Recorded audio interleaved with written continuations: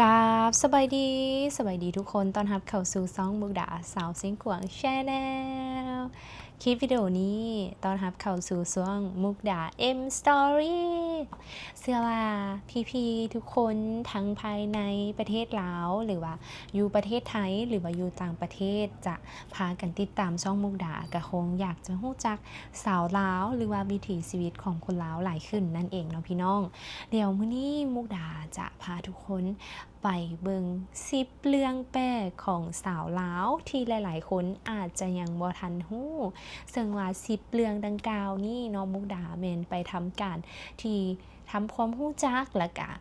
ไปรีเสิร์ชแล้วก็ส่วนหนึ่งก็มาจากหมู่เพื่อนๆเนาะหมู่เพื่อนที่ดำรงชีวิตตั้งแต่ยังน้อยๆมา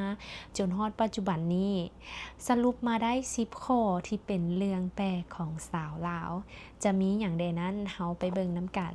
ก่อนที่จะไปเบิ่งอย่าลืมกดไลค์กดแชร์กด Subscribe และก็แสดงความคิดเห็นอยู่ก้องคอมเมนต์ของช่องของมุกดาเด้อ และข้อที่1ก็คือสาวลาวส่วนหลายจะมักจงผมยาวหลายกว่าผมสั้นจะเห็นได้ว่าสาวลาวอยู่ชนบทบ่ว่าจะเป็นอยู่ภาคเหนือสาวลาวเหนืออยู่ทั้งแขวงอุดมไซพงสาลีเสียงขวางซ้ำเหนือหรือว่าทางสาวลาวใต้ก็คืออยู่ทั้งแขวงจำปาสักสวรรณเขตแบบนี้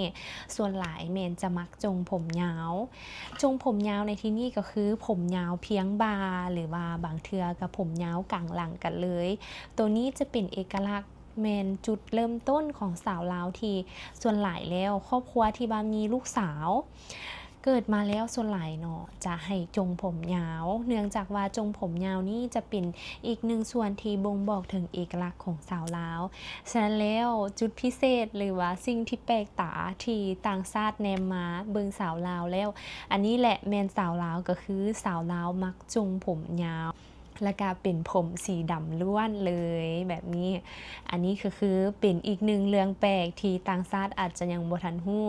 แต่ก็ยอมรับว่าปัจจุบันนี้ก็จะมีหลายคนที่ได้มีการตัดผมสั้นจัดทรงผมหลายรูปแบบแต่ส่วนหลายที่ยังปฏิบัติกันก็คือจงผมยาวถือว่าเป็นเรื่องปกติของสาวลาวและข้อที่2ก็คือสาวลาวส่วนหลายจะนุ่งผ้าสิ้นหรือว่านุ่งสิ้นเป็นเรื่องธรรมดาเป็นเรื่องปกติเพราะว่าจะเป็นไปเวียกไปการหรือว่าผู้ใดที่มาเฮ็ดเวียกเหตุการณ์อยู่น้ำพักน้ำลัดหรือว่าคนไทยที่ห้องว่าข้าราชการจะนุ่งสิ้นไปเวียกทุกๆมื้อเลยตั้งแต่วันจันทร์ฮอดวันศุกร์ก็คือจะนุ่งสิ้นไปเวียกและก็จะเห็นสาวลาวนุ่งสิ้นไปเลาะตลาดไปงานบุญงานบวชอีหยังต่างๆแม่นส่วนหลายจะนุ่งสิ้นไปหมดเลยบ่เฉพาะแต่พิธีทางการหรือว่าพิธีเป็นพิธีดองพิธีขวัญเท่านั้นแต่ว่าสาวลาวจะเลือกใส่สิ้นไปในกาลโอกาสต่างๆบ่ว่าจะเป็นไปวัดไปหาผู้ใหญ่หรือว่าไปเวียกกิจที่สำคัญหรือว่าไปเลาะตลาดแบบนี้สาวลาวส่วนหลายก็จะนุ่งสิ้นไปนั่นเองอันนี้ถือว่าเป็นเรื่องปกติของสาวลาวแต่อาจจะเป็นเรื่องที่แปลกใหม่หรือว่าเป็นเรื่องที่ทุกคนบ่คาดคิดนั่นเองแต่ว่าเป็นเรื่องปกติที่สาวลาวนุ่งสิ้นในชีวิตประจำวันนั่นเองและข้อที่3ส่วนหลายแล้วสาวลาวจะเป็นคนที่มักยิ้มหลายกว่าเว้าสมมุติว่าจะมีชาวต่างชาติมาถามสาวลาวเนาะว่าชื่อหยังเฮ็ดอีหยังอยู่แบบนี้เนาะสาวลาวส่วนหลายก็จะมักยิ้มแล้วก็สิเว้าน้อยเนาะเป็นคนที่ว่าบ่เว้าหลายอันนี้แม่นส่วนหลายเพราะว่าเป็นเนื่องจากว่าเป็นคนที่ขี้อายแล้วก็เป็นวัฒนธรรมมาแต่ใดแล้วว่าบ่ให้เว้าหลายหรือว่าบ่ฮ้องว่าเว้าหลายเนาะส่วนหลายจะเว้าจาสุภาพปะนะสาวลาวโดยเฉพาะแม่นสาวลาวอยู่ทั้งแต่ละภาคค่ะนะมันก็จะมีเอกลักษณ์ที่แตกต่างกันไปและเสียงเว้าสำเนียงเสียงเว้าคำเว้าก็จะแตกต่างกันไปแต่ว่าสิ่งที่เป็นจุดเด่นของสาวลาวหรือว่าเป็นสิ่งที่แปลกของสาวลาวก็คือสาวลาวเป็นคนที่บ่มักเว้า บ่มักเว้าแต่ว่าจะยิ้มแล้วก็เว้าน้อยเนาะโดยเจ้าแบบมักยิ้มหลายกว่าเว้าจะเห็นเลยว่าไปเขตบ่ว่าจะเป็นเขตชนบทหรือว่าเขตชุมชนส่วนหลายจะเห็นสาวลาวถ้าหากว่าต่างประเทศมาจะทักทายสาวลาวก็จะได้รอยยิ้มของสาวลาวกลับมา และข้อที่ 4 ก็คือสาวลาวส่วนหลายจะขี้อาย และรวมทั้งมุกดานำเนาะมุกดาเป็นคนที่ขี้อายทุกคนขี้อายมาแต่ตนอย่างน้อยแล้วก็มีหมู่แล้วก็มีหมู่เพื่อนหลายคนแล้วก็มีพี่น้องหลายคนที่เป็นสาวลาวแท้ๆแบบนี้เนาะเพราะเพิ่นก็เป็นคนที่ขี้อายคือกันเนาะเนื่องจากว่าถูกปลูกฝังให้ฮักงวนสงวนตัวแล้วก็เป็นค่อนข้างที่จะเป็นวัฒนธรรมที่สืบทอดกันมาตั้งแต่รุ่นพ่อรุ่นแม่เนาะรุ่นปู่ย่าตายายสืบทอดกันมาล่ะเฮ็ดให้ปลูกฝังให้สาวลาวนี่เป็นคนที่ขี้อายได้น้อยนึงเนาะแต่ว่าปัจจุบันนี้ขี้อายกับบวกกับหลายๆอย่างก็ได้เฮ็ดให้สาวลาวพัฒนาไปหลายถึงว่าจะเป็นคนขี้อายแต่ว่าอาจจะเปลี่ยนคำศัพท์มาว่าเป็นคนที่ถ่อมตนเองว่าซั่นๆเนาะสำหรับสาวลาวในข้อที่ 4 นี้อันนี้หลายคนน่าจะรู้เนาะส่วนหลายสาวลาวจะแต่งกินเป็นก็คือเฮ็ดอยู่เฮ็ดกินเฮ็ดแกงหน่อไม้บ่เฮ็ดอาหารพื้นบ้านที่เฮาเคยเฮ็ดอยู่บ้านอยู่เฮือนมาแต่ใดบ่ว่าเฮ็ดแจ่วเฮ็ดแกงเนาะเฮ็ดอ้อหรือว่านึ่งข้าวเป่าไฟตัวนี้ถือว่าเป็นพื้นฐานหรือว่าเป็นเรื่องปกติของสาวลาวที่ส่วนหลายแม่นจะเฮ็ดเป็นหมดเลยคือมุกดานี่ว่ามุกดาบ่ค่อยเฮ็ดกินเป็นแต่ว่ามุกดาก็เฮ็ดเป็นเนาะนึ่งข้าวเป่าไฟเฮ็ดอ้อเฮ็ดแกงนี่พอเป็นอยู่แต่สำหรับเมนูใหม่ๆหรือว่าเมนูที่ว่าอันเข้ามาปัจจุบันเนาะบ่ว่าจะเป็นเมนูข้าวผัดเมนูผัดไทยเมนูอหยังต่างๆที่เข้ามา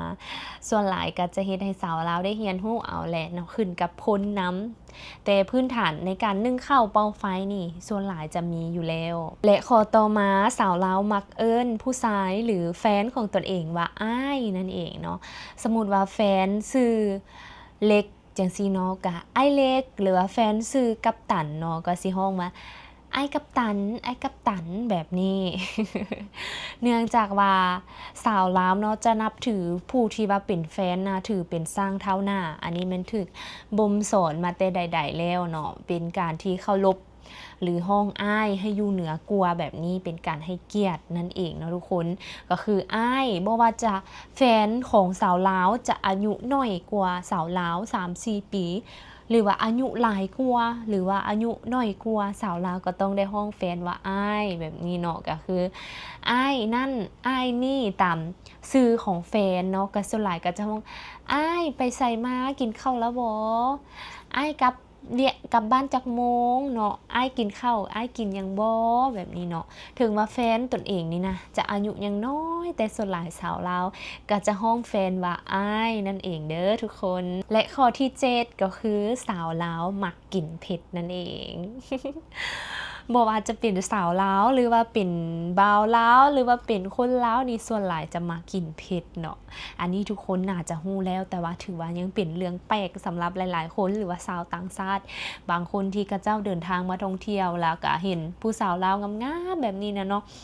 กินบักเผ็ดๆแบบนี้เนาะก็คือใส่มักเผ็ดใจต่ำนะ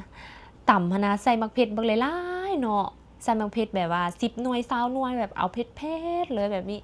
อันนี้คือสาวลาวมักแฮงมักหลายมักความเผ็ดมักความนัวความเผ็ดนี่บ่ให้ติเลยเนาะ จะเป็นเรื่องที่สาวลาวมักที่สุดเลยสาวลาวมักกินต่ำก็คือปลาแดกเนาะจีกตอนปลาแดกบ่ว่าจะเป็นปลาแดกดิบปลาแดกสุกอย่างต่างๆแล้วก็มักเผ็ดนี่ต้องเผ็ด10 เม็ดเท่านั้นเนาะสาวลาวมักหลายเรื่องเผ็ดนั่นเองเนาะทุกคน อาหารทุกอย่างบ่ว่าจะเป็นต้มยำกุ้งผัดไทยที่ว่ามีเมนูของประเทศไทยเข้ามาเนาะเพิ่นก็จะสั่งว่าขอเผ็ดๆเด้อมักแบบเผ็ดๆแบบนี้สาวลาวส่วนหลายจะมักกินเผ็ดนั่นเองเนาะทุกคนข้อที่ 8 ของสาวลาวหรือว่าเรื่องแปลกของสาวลาวในมื้อนี้ที่มุกดามานำเสนอข้อที่ 8 ก็คือส่วนหลายสาวลาวอยู่เขตชนบทจะผิวใสก็คืออยากจะเล่าสู่ทุกคนฟังเนาะโดยเฉพาะบ้านมุกดาก็อยู่เขตชนบทคือกันเนาะทุกคนแล้วก็เฮ็ดไร่เฮ็ดนาดำนาถางไร่แต่ส่วนหลายสาวลาวที่ไปเฮ็ดไร่เฮ็ดนานะบ่ได้ผิวดำบ่ได้ผิวค้ำเด้ทุกคนแต่ว่าผิวขาวแบบเป็นอมชมพูหรือว่าขาวแบบคือหยวกกล้วยหั่นนะอันนี้คือสาวชนบทของสาวลาวนะบ่ว่าจะเป็นภาคเหนือภาคกลางภาคใต้นะผิวงามกันอีหลีเนาะทุกคน คือมุกดามีเอื้อยเนาะที่เพิ่นอยู่ทางแขวงสำเหนือแล้วเพิ่นก็เฮ็ดไร่เฮ็ดนาเวลาที่ไปลงไร่ลงนานะจะปิดเบิดหน้าตาแล้วก็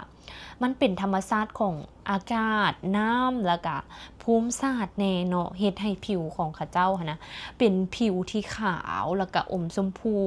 เป็นขาวแบบธรรมชาติแท้ๆโดยบ่มีสารอีหยังมาเจือปนหรือว่าบำรุงอีหยังต่างๆนะ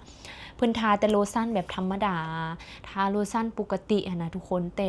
ผิวก็ยังขาวเป็นเรื่องปกติของสาวลาวที่อยู่เขตชนบทโดยเฉพาะเป็นภาคเหนือเขตที่มีอากาศหนาวเนาะเป็นเขตที่มีอากาศหนาวและค่อนข้างที่จะเฮ็ดให้สาวลาวที่อยู่ในเขตนั้นนะมีผิวดีผิวงามผิวพองผิวใสแบบนี้ถือเป็นเรื่องที่ปกติและก็เป็นเรื่องแปลกเนาะสำหรับหลายๆคนและข้อที่9คำเว้าติดปากของสาวลาวที่จะมักเว้านั่นเองอาจจะเป็นเรื่องแปลกสำหรับทุกคนแต่ว่าสาวลาวมักจะเว้าว่าเนาะเนาะอ้ายเนาะแบบนี้เนาะเนาะเอื้อยเนาะหรือว่าโดยตัวนี้เนาะเป็นคำเว้าติดปากเลยบ่ว่าจะเป็นเฮาไปเฮ็ดเวียกหรือว่าหัวหน้าสั่งเวียกเฮาก็จะว่าโดยแล้วก็ขอบใจเด้อแบบนี้เนาะโดยเนี่ยเห็นบ่สมมติว่าเขาเจ้าถามชื่อน้องชื่อหยังเนาะหรือว่าน้องชื่ออะไรคะอันนี้ก็สิตอบว่าโดยสบายดีน้องชื่อมุกดาเด้อเจ้าหลายก็จะเป็นแบบนี้เนาะจะมีคำว่าโดยก็คือค่ะเนาะเนาะก็คือคล้ายๆว่าตอบรับนะทุกคนเนาะแม่นได้เนาะแม่นแล้วอันนี้ก็ติดปากสาวลาวที่มักเว้าตลอดเนาะก็คือเว้าเป็นประจำเป็นเรื่องที่ปกติของสาวลาวแต่อาจจะเป็นเรื่องแปลกของสาวต่างชาติข้อที่10ที่เรื่องแปลกของสาวลาวที่มุกดาหรือว่า M Story จะเว้าในมือนี้ทุกคนฟังมาฮอดตอนนี้แล้วอย่าลืมกดไลค์กดแชร์กด Subscribe เป็นกำลังใจให้กับมุกดาสาวเสียงขวางในการเฮ็ดคลิปต่อไปเด้อสำหรับข้อที่10ของสาวลาวที่อาจจะเป็นเรื่องแปลกสำหรับสาวต่างชาติแต่ว่าสาวลาวถือว่าเป็นเรื่องปกติก็คือดูแลแฟนดีบ่แม่นดูแลทางด้านอื่นเนาะก็คือดูแลใส่ใจความรู้สึกหรือว่าใส่ใจเรื่องเล็กๆน้อยๆของแฟนบ่ว่าจะเป็นแฟนกินข้าวแล้วบ่แฟนกินน้ำแล้วบ่แฟนเมื่อยบ่แฟนเลิกเวียกมาเป็นแบบไหนแบบดูแลใส่ใจแฟนที่สุดเนาะสำหรับไผที่ว่าได้มีแฟนเป็นสาวลาวหรือว่าได้ภรรยาเป็นสาวลาวแบบนี้เนาะก็คือจะฮู้ได้เลยว่าสาวลาวเนาะเป็นคนที่เทคแคร์ดูแลใส่ใจแล้วก็คล้ายๆว่า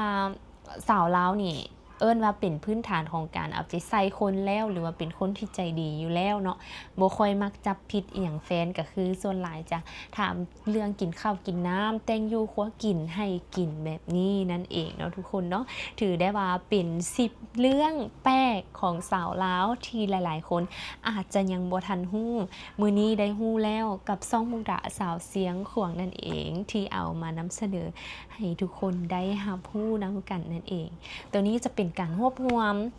เพราะว่าจะเป็นหมู่คู่หรือว่าจะเป็นแบบรีเสิร์ชเนาะสาวลาวในทั่วประเทศบ่ว่าจะภาคเหนือภาคกลางภาคใต้แล้วทุกคนเด๋เคยฮู้จักกับสาวลาวอยู่ภาคใดแน่เนาะก็คือภาคเหนือภาคกลางภาคใต้สาวลาวปากเซสาวลาวใต้บ่หรือว่าสาวลาวเหนือและสาวลาวเป็นแบบใดที่ทุกคนฮู้จักคอมเมนต์บอกมุกดาเด้ออยู่กองคอมเมนต์นี้นั่นเองเนาะทุกคนเนาะอันนี้ก็เป็นอีกหนึ่งคลิปที่มุกดาอยากมาให้ทุกๆคนได้รู้จัก10เรื่องแปลกของสาวลาว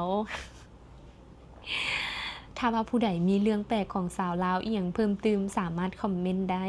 เดี๋ยวคลิปวิดีโอนี้มุกดาจะได้ลาทุกคนไปก่อนแล้วพบกันใหม่ใน EP ต่อไปในการเล่าเรื่อง M Story ของมุกดาสำหรับคลิปนี้ไปก่อนเด้อทุกคนสบายดี